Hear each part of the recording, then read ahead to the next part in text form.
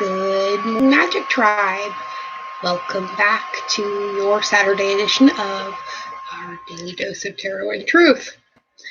Hope you guys are all having an amazing day, and I can't wait to hear what you guys have planned for the weekend. We are going to start today off with a card from the Ephemeris deck, which is the one I used for the thumbnail, and it was teamwork for today. Okay, teamwork says, I'm determined to be a good teammate in all of my relationships.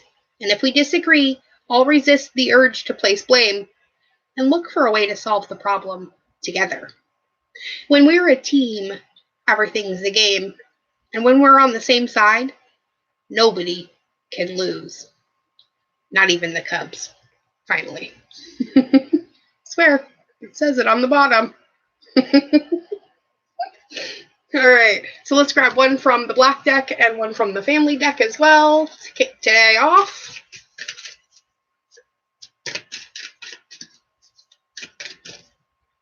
That one, we get connection for today from the black deck.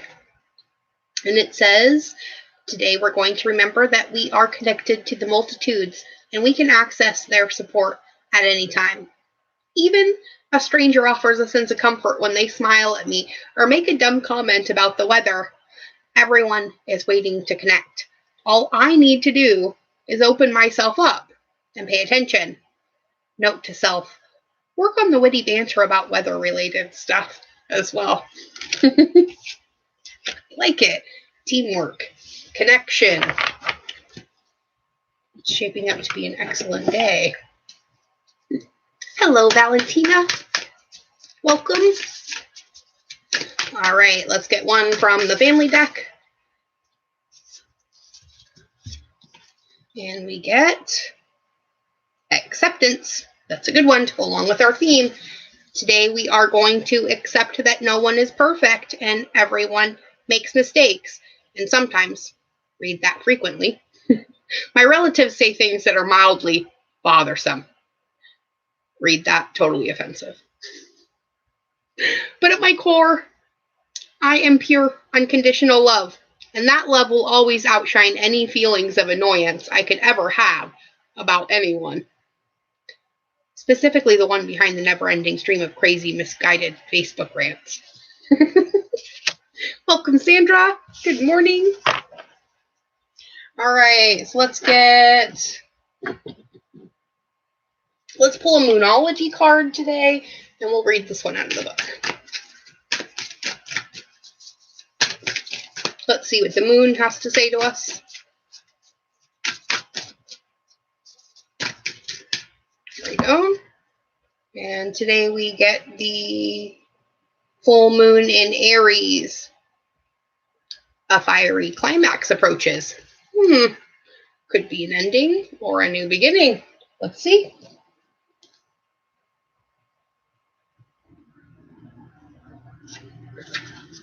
And it happens to be our first full moon card in the deck.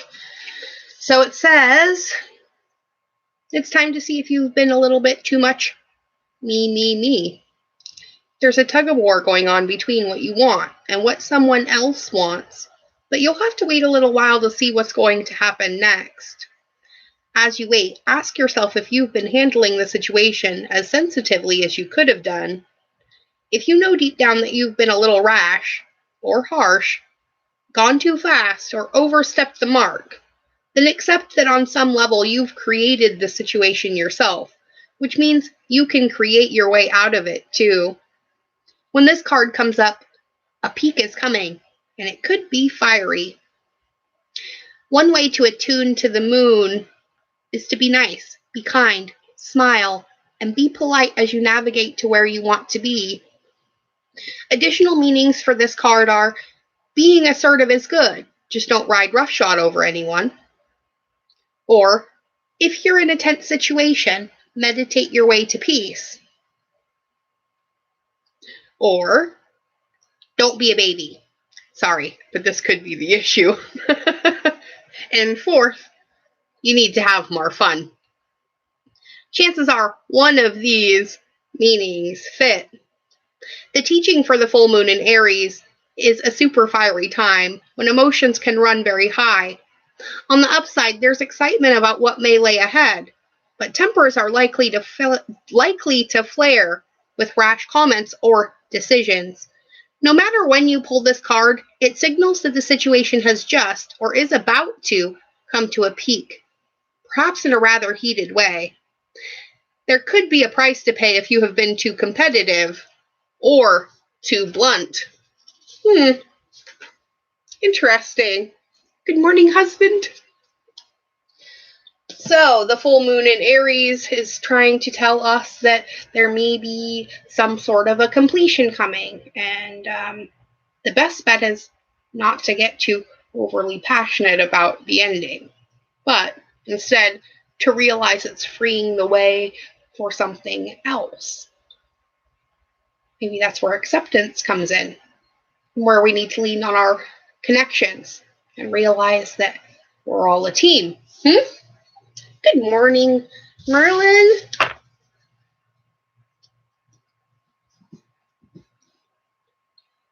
All right, let's grab some cards from the Universe Has Your Back.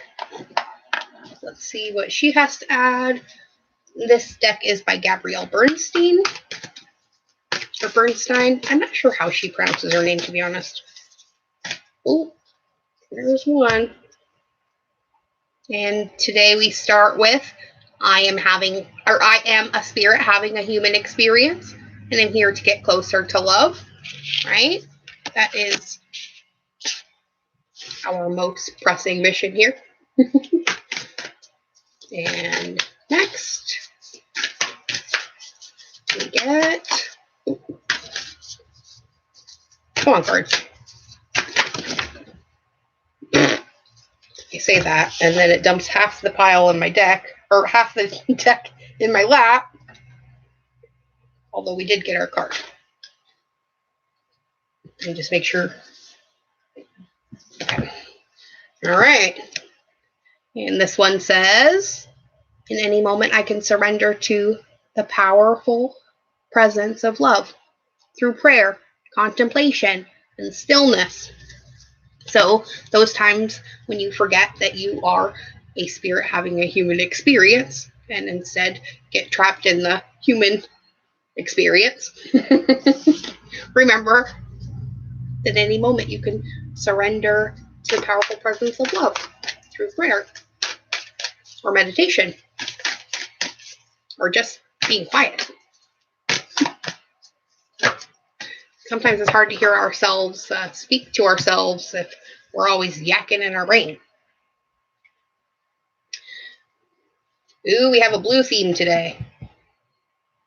Remember, you are the loving energy of the universe.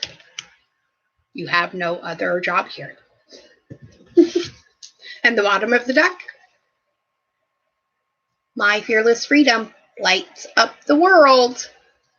The more free you are in your authentic self, the easier it is for other people to also be free in themselves as well. Okay? Let's get an Earth Magic card from Stephen D. Farmer.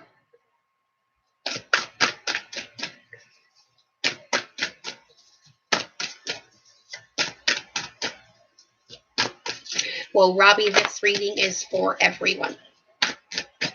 If you would like to contact me for a private reading, though, the link is in the description box below.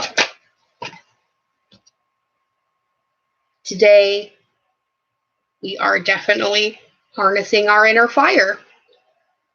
Have you called back your power yet? And two more. Childhood innocence. So there may be a blockage coming up from your childhood that may be the fiery climax that's coming about. But remember,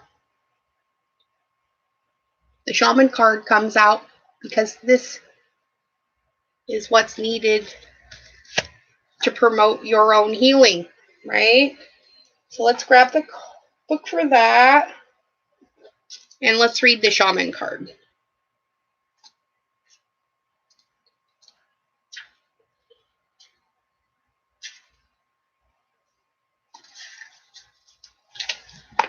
Okay.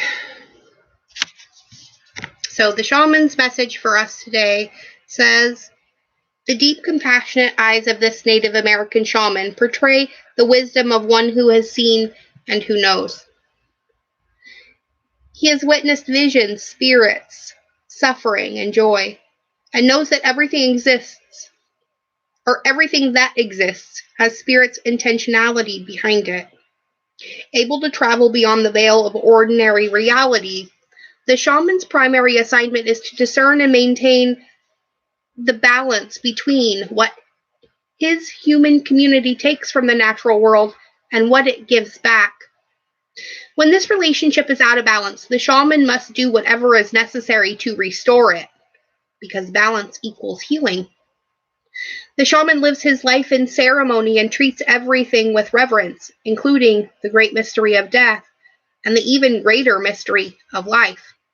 He works with his spirit helpers, including his ancestral spirits, to help him in this service.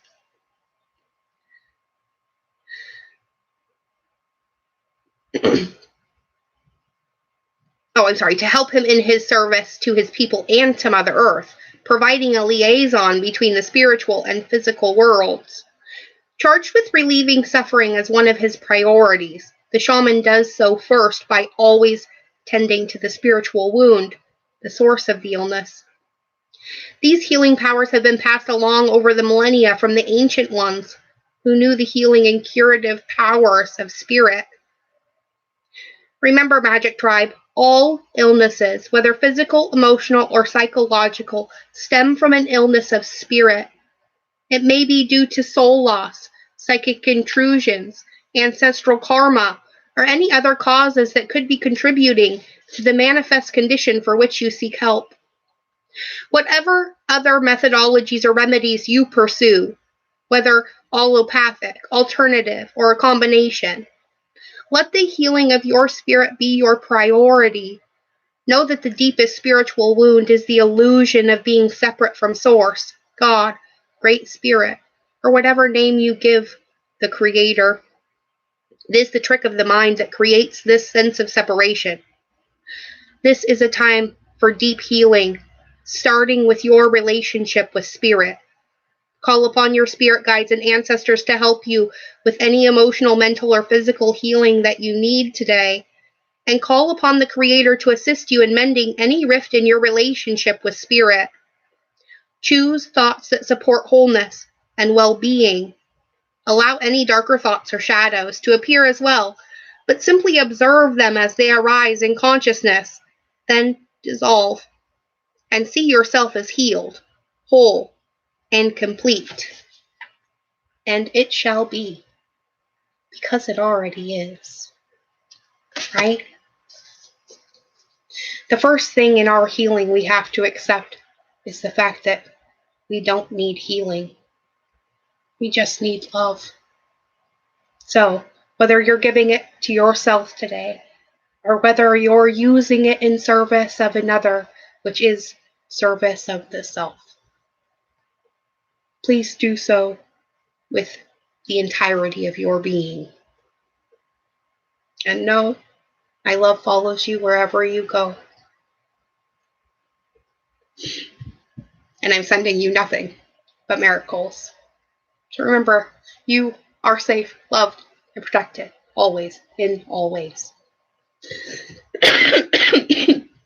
Sorry. And I'll see you all tomorrow. Be well, my friends.